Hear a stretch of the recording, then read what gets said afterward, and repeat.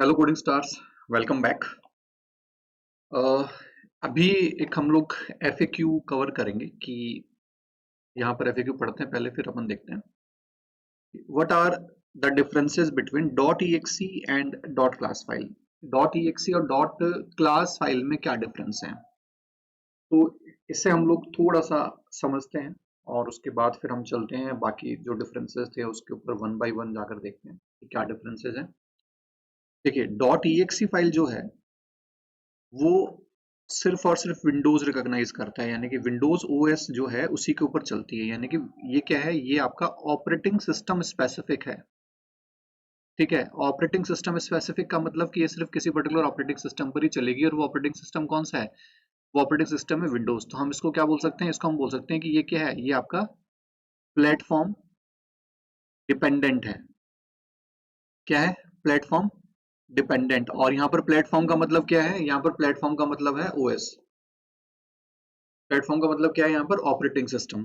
ठीक है, तो ईएक्सी, ईएक्सी क्या है हमारे पास, अगर ईएक्सी के अलावा और हम देखें तो एक हमारे पास होती है डॉट डीएमजी, जो कि किस में बनती है, मैक ऑपरेटिंग सिस्टम के लिए बनती है। एक हमारे पास होता है डॉट आरपीएम, जो किसके लिए बनता है, ये बनता है आपका लिनक्स ऑपरेटिंग सिस्टम के लिए बनता है।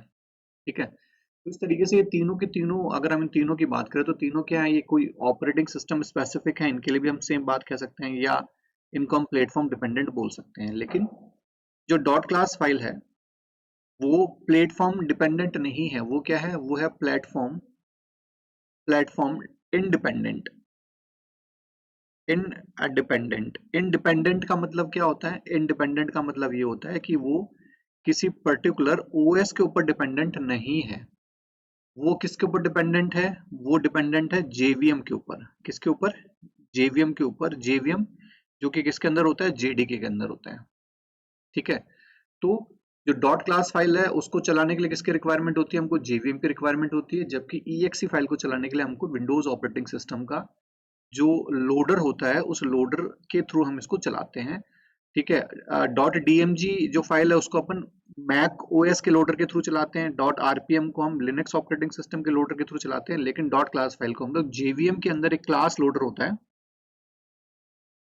उस क्लास लोडर के थ्रू उसको हम क्या करते हैं, चलाते हैं। ठीक है, तो लोडर तो दोनों ही केसेस में है, लेकिन जेवीएम जो डॉट क्लास फाइल है उसके लिए जेवीएम का क्लास लोडर होता है, जबकि अगर हम EXE dot DMG dot RPM की बात करें तो वो ऑपरेटिंग सिस्टम का लोडर होता है। ठीक है, EXE की अगर बात करें तो सी और सी प्लस प्लस का जो प्रोग्राम है, जब उनकी एप्लीकेशन बन के तैयार हो जाती है तो वो डॉट EXE फाइल बनती है, बनाते हैं।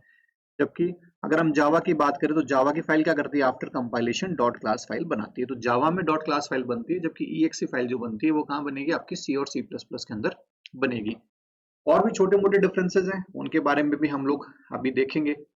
तो चलिए देखते हैं और पॉइंट टू पॉइंट इसको हम कवर करते हैं। फर्स्ट क्या कहते हैं कि dot EXE file available up to C and C plus plus only. तो जो डॉट EXE फाइल है वो कहाँ पर अवेलेबल होती है, कौन अवेलेबल करवाता है, सी और सी प्लस प्लस की जो एप्लीकेशंस बनती हैं उनका जो एक्सटेंशन होता है वो क्या होता है, डॉट EXE होता है। लेकिन अगर आप डॉट क्लास फाइल की बात करें तो डॉट क्लास फाइल क्या है, वो सिर्फ जावा में अवेलेबल हो पाती है। ठीक है, यानी जावा की डॉट जावा फाइल को जब आप क्या करते हो, जब आप कंपाइल करते हो तो कंपाइलेशन के बाद जो फाइल बनती है वो कौन सी बनती है, डॉट क्लास फाइल बनती है। ठीक है, next dot EXE file contains directly executable code, it can be run on operating systems loader directly. क्या कर रहे हैं कि डॉट EXE फाइल जब भी बनती है, जैसे मान लो कि मैंने एक टेस्ट डॉट EXE बनाई, ठीक है, या फिर मैंने बनाई app डॉट EXE, तो ये डायरेक्ट चल जाती है। यानी कि जब हम इसके ऊपर डबल क्लिक करेंगे, यानी ये भी जो जहां पर भी ये फाइल बनी होगी, जब हम उसके ऊपर डबल क्लिक करेंगे तो क्या होगा कि जो ऑपरेटिंग सिस्टम का जो लोडर है, ये जिस लोडर की बात कर रहा है, तो जो लोडर है वो क्या करेगा कि इसको एग्जीक्यूट कर और इस EXE फाइल को कहां पर लोड कर देगा, रैम के ऊपर लोड कर देगा, और ये फाइल क्या हो जाएगी, एग्जीक्यूट हो जाएगी।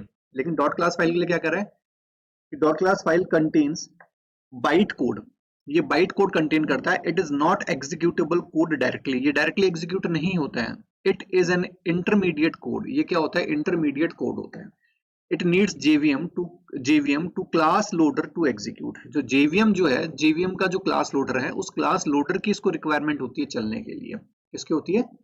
जेवीएम के क्लास लोडर की। आप डायरेक्टली, जैसे अगर आपको मान लो कि कहीं पर दे दी जाए कि आपके पास एपीपी डॉट क्लास के नाम से एक फाइल पड़ी हुई है, एपीपी डॉट क्लास के नाम से एक फाइल पड़ी हुई है, जब आप इस पर डबल क्लिक करोगे तो ये एग्जीक्यूटर नहीं होगी। ठीक है, इसको एग्जीक्यूट करने के लिए क्या होता है, इसको जेवीएम जो होता है उस जेवीएम के क्लास लोडर में लोड किया जाता है। उसको जेवीएम के क्लास लोडर पे कौन लोड करेगा?